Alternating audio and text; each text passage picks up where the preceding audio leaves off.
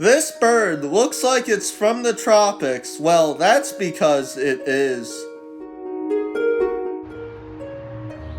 To find this bird, we need to search in a deciduous mid-Atlantic forest, which is home to many wildflowers.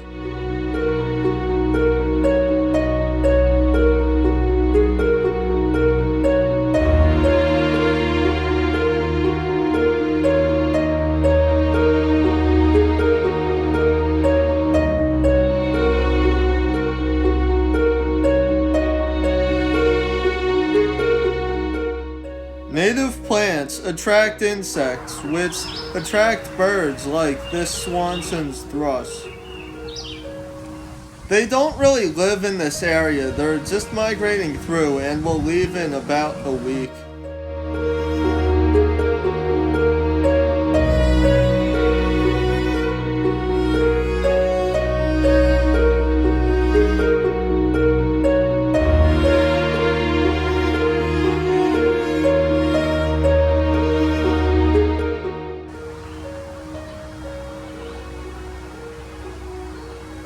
Right now, there are birds who have migrated up here to spend the summer, like this catbird, and also, further up the hill, there is an ovenbird.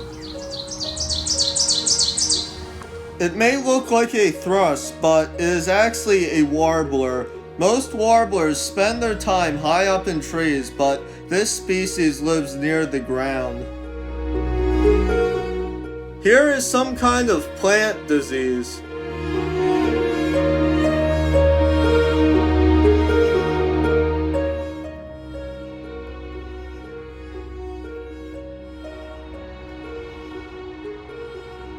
That is not a dried up piece of plant matter, but if you look carefully, you'll see antennas and realize it's a moth.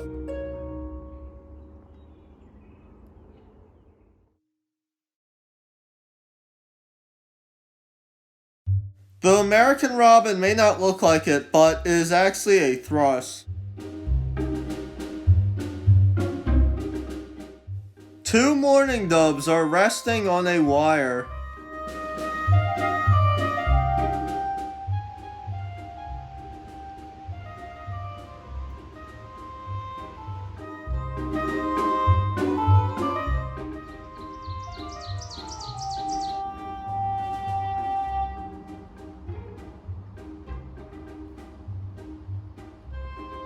Underneath the ground, there is an ant colony.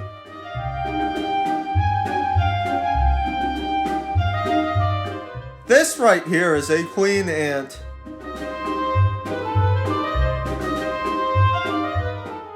These worker ants are all female, and here is another species of ant that seems to be like red or orange or whatever. Orange.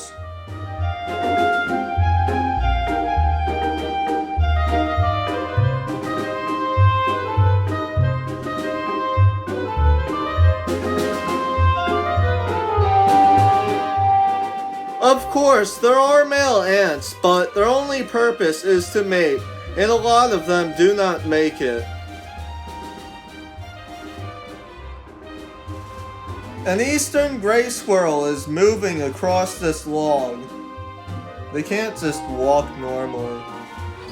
Catbirds are related to mockingbirds, and this fact is really getting old because I say that in just about every video I made with a catbird. It's now that time of year when the wild leeks die down. This little butterfly is a hobomock skipper. They live in deciduous forests and meadows from Canada to Georgia. Above is another species of skipper butterfly called a mulberry wing. The hobomock skipper does not like the mulberry wing in its way. There are other creatures on these flowers like this jumping spider and a native bee.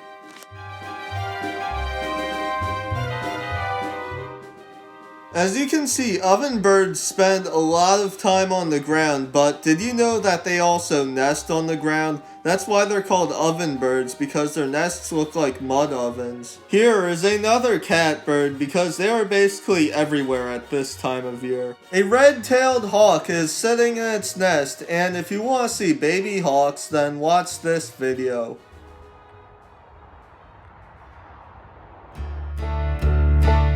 This American robin is digging around for insects and worms. Robins are usually found in forest edges or lawns. They don't really like thick forests. And here is a Swanson's thrush. It spent the winter in South America. And now, it made a stop here on its long journey to its breeding grounds in the northern United States and Canada. They basically nest in coniferous forests in the north. There, these birds have been known to have horsehair fungus in their nests, which is basically like a natural antibiotic and may kill diseases. There are two populations of Swanson's thrushes. There are the olive-backs that live in the northeast, and the russet-backs that live in the west coast. Unlike their eastern relatives, they spend the winter in Central America, and in the summer, they can be found a lot further south, as far south as Southern California. But anyway, right now we are looking at an olive-backed Swanson's thrush. Climate change will really affect these birds because if it warms up by 3 degrees, they will lose 57% of their winter range and 73% of their summer breeding range. This is another species of thrush called a wood thrush, and they're not just migrating through here, they will spend the entire summer here.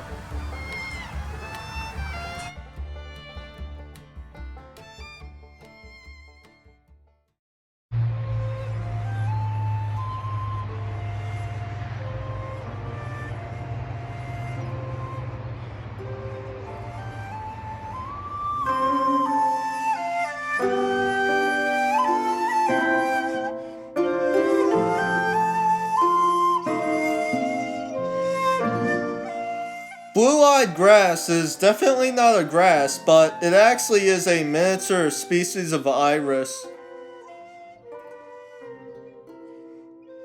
Catbirds are pretty crazy when it comes to sounds. First, they're called catbirds because they make sounds that sort of sound like a cat meowing. They also can mimic other birds. This next bird is something spectacular I've been looking for all year. The scarlet tanager. This right here is a female, but her husband is close by. He has flown up here all the way from the jungles of South America. And he will only breed in thick mature forests like this one. In a more open area is an American robin, and nearby is the Swanson's thrush again. Like most thrushes, Swanson's thrushes like eating insects, but they like to make it harder by eating flying insects. That's why they're often called mosquito thrushes. The next scene is very violent, and if you don't want to see insects get harmed, then skip to this time.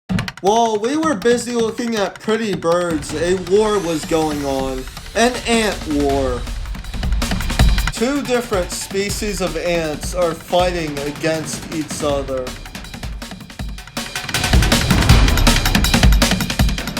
Unfortunately, this mother spider got tangled into this war, and she has an egg sac, so she better get the heck out of here.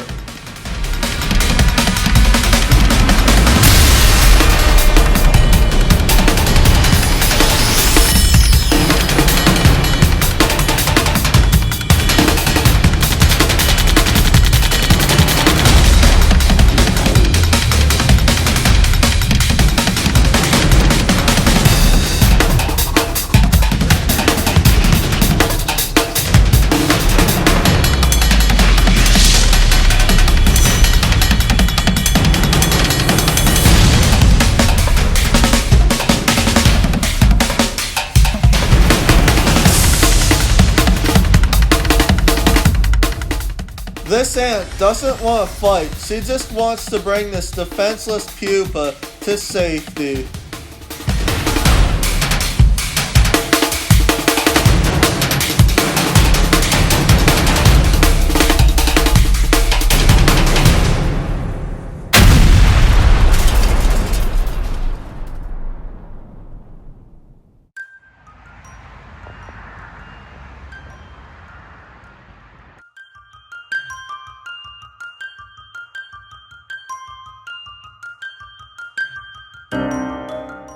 Jack in the pulpits can actually get pretty large.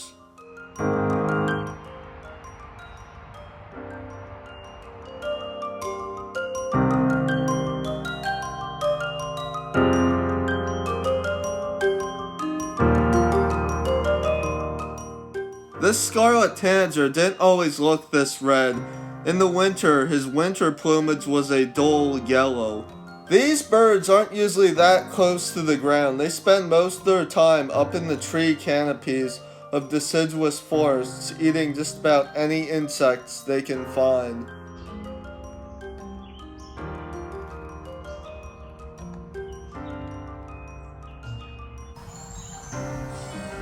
This right here is a male northern cardinal, and they are the state bird of 7 US states. They can be found from Mexico to southeastern Canada.